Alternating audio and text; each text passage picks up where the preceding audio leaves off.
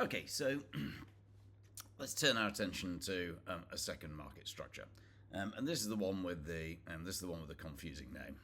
So this one is called monopolistic competition, and the name of this market structure, as I say, is very misleading. Yeah, because it has nothing to do with, not really in any meaningful sense, monopoly. So why is it called this? And it kind of goes back to the invention of market structures, where we got, on the one hand, we got perfect competition, which is the most competitive market structure possible.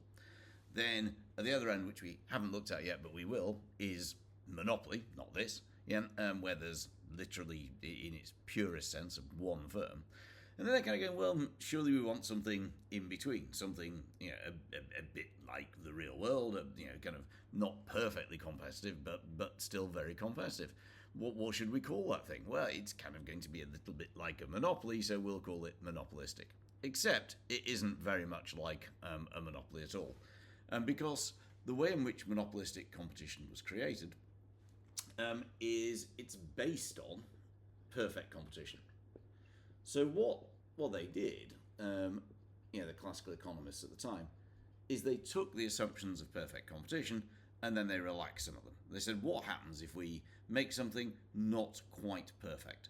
So what it is a very competitive monopolistic competition. It's a very competitive market structure, yeah, but it's just not perfectly competitive. Okay, so let's look at so again, it's a theoretical structure, but as you'll see, it kind of reflects the real world perhaps a little bit more.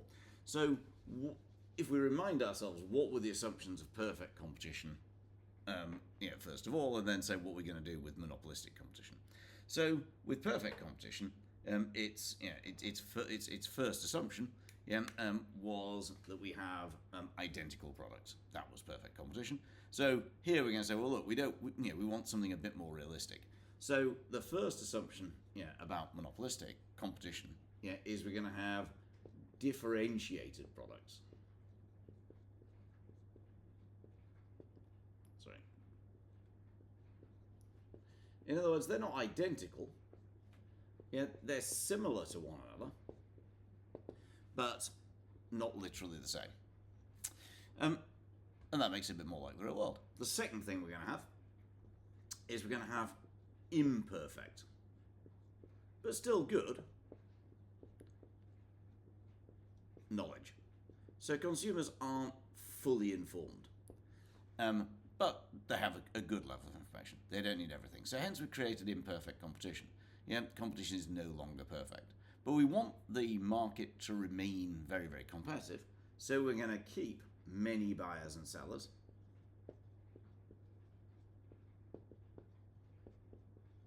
So that's a change from perfect competition. So these two are the change from perfect competition.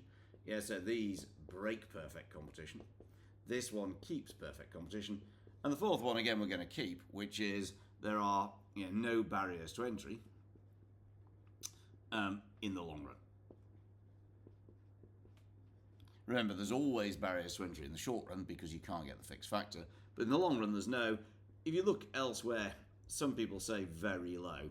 There's either no or very low barriers to entry in the long run. For me, I'm going to stick with no barriers to entry. So what we got is a market structure that's like perfect competition. It's very competitive.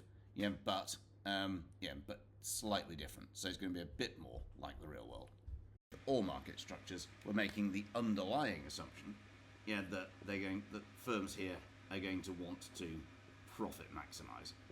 So that's not a distinctive feature of monopolistic competition, because we're going to assume that that's true of monopoly, oligopoly, and perfect competition as well.